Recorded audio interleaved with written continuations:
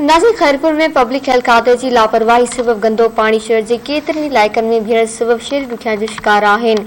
इन हवाले से पेश कजे थी खैरपुर पां अली अकबर गोपांग की ये रिपोर्ट। खैरपुर शहर जो है वो पब्लिक हेल्थ डिपार्टमेंट की नाहिली के करे खैरपुर जा मेन रस्ता आहिनि ऐं रोड आहिनि उहे पानी की लपेट में अची विया आहिनि। खैरपुर जो पंजगलवा चौक वारो जेको इलाइक़ो हुजे या जिलानी मोहल्ला हुजे ऐं ॿिया केतिरा ई जेके मोहल्ला आहिनि उहे पानी की लपेट में अची विया आहिनि। अचो त इन बाबति शहरियुनि सां ॻाल्हि ॿोल कंदासीं त उन्हनि जो छा चवणु हूंदो।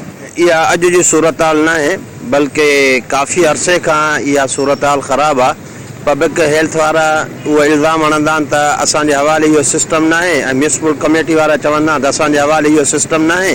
हालांकि ॿई ज़िम्मेदार आहिनि। बहरहाल जीअं बि आहे त हिननि जी नाअहली जे करे, ॿिन्ही इदारनि जी नाअहली जे करे इन ख़ुसूसन जामा मस्जिद सिद्दीक़ अकबर जे साम्हूं फारूक आज़म चौक ते हिन दफ़े हिन जुमे ते त फारूक शम्स मस्जिद फारूक आज़म चौक ते जुमे जी निमाज़ जी रश जेका तमामु घणी थींदी आहे, ॿाहिरि रोड ते हूंदी आहे। गंदे पाणी हुजण जे करे उहो निमाज़ जेके ॿाहिरि काफ़ी माण्हू जमात जी निमाज़ खां रहिजी विया। तवसल सां तव्हांखे हिकिड़ी आगाही ॾींदो हलां त ॿेड़ो ॿोलण वारो पब्लिक हेल्थ ऐं म्यूनिसिपलिटी उन जो साथारी ॿिन्ही तू छा असां छा जे मसइले में अवाम खे परेशान कंदा था रहनि ऐं अवाम खे चवनि था हीउ असांजो मसइलो न आहे, म्यूनिसिपलिटी जो आहे। ऐं म्यूनिसिपलिटी वारनि ॾे वञो त उहे चवंदा त हीउ असांजो मसइलो न आहे, पब्लिक हेल्थ वारनि जो आहे। इन में ओवरलोडिंग मुलाज़िमनि जी जेका भर्ती आहे ऐं जेके वीज़ा ते ऐं ख़ुशामद ते भर्तियूं थियल आहिनि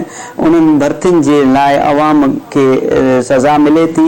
असल में असांजे खैरपुर जा जेतिरा बि वॾा सियासतदान हिन महिल बि आहिनि, पोस्टेड आहिनि, सीटुनि ते आहिनि, उन्हनि खे इहो उन ते एक्शन खणणु घुरिजे। जेके बि म्यूनिसिपल जा एम्प्लॉइज़ आहिनि उन्हनि सां इहो करणु घुरिजे त शहर में साफ़ सुथरो माहौल रहे, त उन सां बीमारियूं बि घटिजंदियूं आहिनि।